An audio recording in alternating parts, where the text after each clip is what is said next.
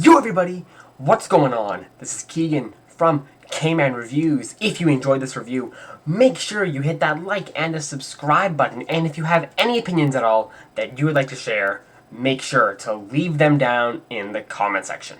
Steve Earle, I Feel Alright. Steve Earle is an American country and folk singer-songwriter, a very well-recognized figure during the late 80s and early 90s.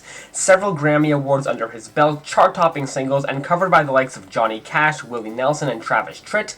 It's kind of surprising this is my first introduction to him, period. So it's time to start getting familiar with a viewer suggestion asking me to cover one of his most well-received albums, his sixth, I Feel Alright, released in 1996. Let's not waste any more time, let's just dive in. What are my thoughts on I Feel Alright? Let's find out as I review it track by track. Since I couldn't find if there were any singles, we will just start at the top of the track list, with that being the semi-title track Feel Alright, kicking off in a pretty typical musical fashion. The guitar strumming feels extra prolonged, you can feel the contact with every string, while the snappy snare and cymbal crashing help keep the track moving steadily. The whole song feels very laid back, especially in comparison to a lot of the outlaw country I've had the pleasure of reviewing. Meanwhile, Steve Earle has the timbre of more of a folky singer. Of course, he does still have that signature country accent, but it's not as gritty as he sings these lyrics about once a reckless character being locked up, outright saying he's been to hell and now he's feeling alright. Pretty nice song here. Hardcore Troubadour picks up the tempo from the opening track, and god, this song is just so fun. Very sunny, bright, and outright happy feeling. The instrumental is vivacious, the guitar work really shines while the drums punch hard, especially for the chorus. There's also some amazing bass work providing a firm backbone of a groove.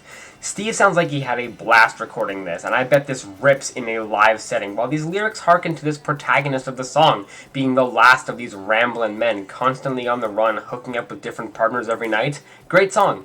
More Than I Can Do is another song that has a very jovial exterior. The guitar playing is very warm, the drum work is tight, clinging onto the rhythm, and while the harmonica may be extremely upfront and a little bit ham-fisted in the mix, I couldn't complain at hearing a harmonica if I even tried. Love Steve's voice on here as well. He may not be as obviously jubilant as he is on Hardcore Troubadour, but again, there's a lot of soul put into this performance, as these lyrics are relatively simple, just about not being over this partner and how actually getting over them is more than he can do. Simple concept, very effective song.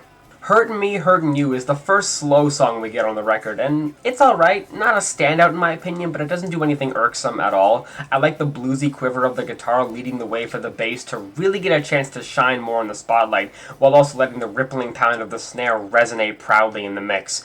Much like a lot of the slower country songs, Steve nails this vocally, not really going all out in terms of emotional potency, but definitely striking a chord, especially with these lyrics how every time he hurts this woman emotionally, he is in turn hurting himself as well. It's a nice track. Now She's Gone picks up the tempo again. It's not as rambunctious or fiery as any of the previously upbeat songs, but it's still got lively skipping percussion, authentic guitar work, and amazing harmonica embellishments. Plus there's also a brief harmonica solo in there too, so already an A+ for me. Steve's vocals have a slight bit of sharpness to them. He's got some country rasp, as these lyrics talk about this woman with a bit of a promiscuous reputation, leaving a string of broken hearts and also broken men in her wake. Nice track, not much of a standout, but still good. Poor Boy has a smooth, romping energy to it. Almost reminds me of like Buddy Holly in a sense. The bass and guitar both play off each other effortlessly with some more skipping guitar patterns. Definitely the most volumetrically subdued song on the album so far, aside from a revitalizing solo.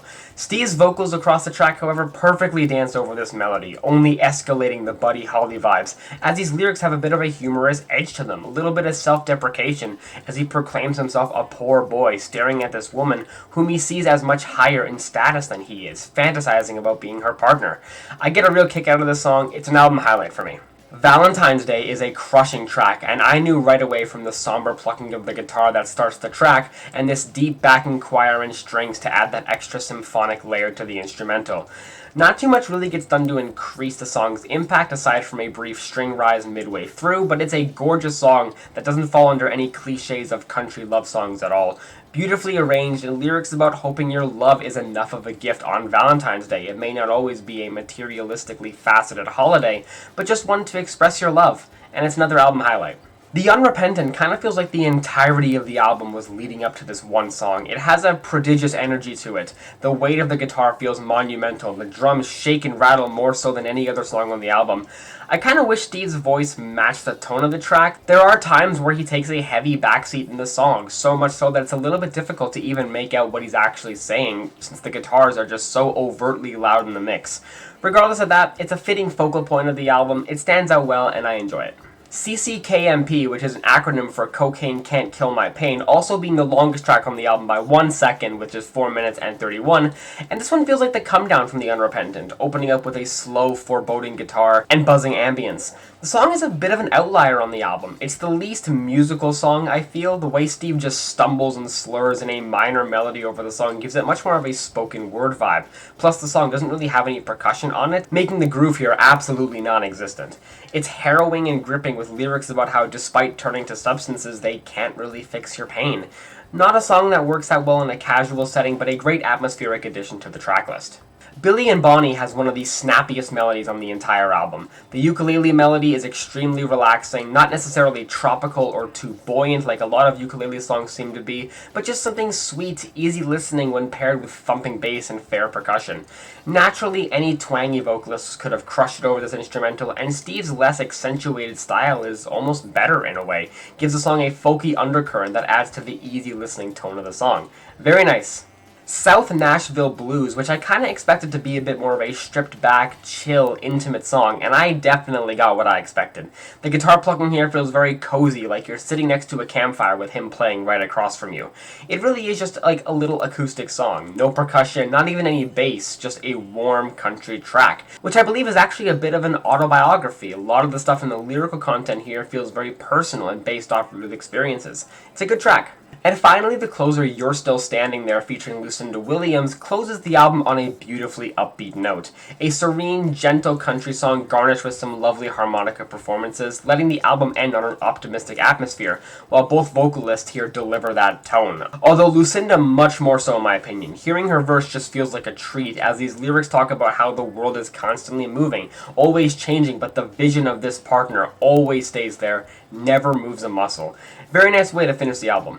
Overall, this was a pretty enjoyable country record. A lot of simple yet engaging melodies, a softer vocal presence guiding the way through the experience, often helping the tracks feel more laid back, and a lot of standard yet effective lyrics.